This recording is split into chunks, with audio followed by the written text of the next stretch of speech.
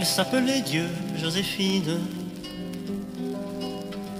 J'étais un tout petit garçon. Pour moi, c'était ma tante fine.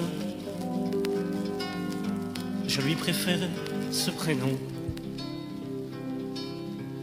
Elle habitait une mansarde devant la cour du forgeron. 2 pièces, un mur qui se lézarde, mais pas beaucoup d'autres horizons. Le grisou avait pris trop vite le compagnon de ses 20 ans. Elle a pourtant choisi ensuite de rester veuve, tout simplement.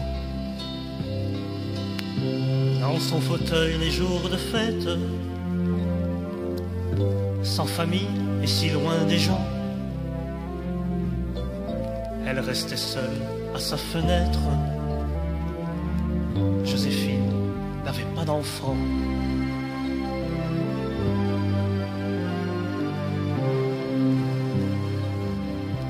J'allais jouer chez ma tante fine tous les mercredis au goûter.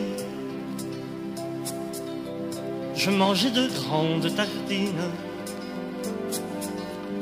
sans me lasser de l'écouter. Conter ses histoires de voisines tout en sirotant son café.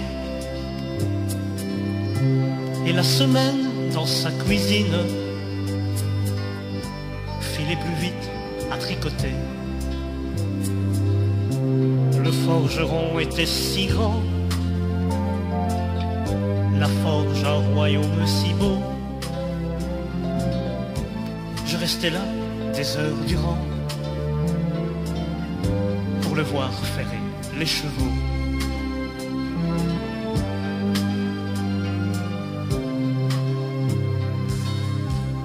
Avec les enfants de l'Espagnol, émigré trop loin de chez lui, il nous emmenait en carriole faire un tour dans les hauts pays. Mais un bon matin, en silence, l'artisan a fait le grand bond.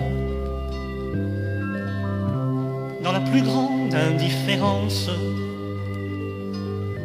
sa fille a vendu ses maisons. Alors Joséphine est allée dans une maison où les vieux attendent unis leur destinée. Orphelinat des pensionnés. La nuit de Noël à la messe, le forgeron lui a dit « Viens ». Toute seule et sans laisser d'adresse, elle a pris le même chemin.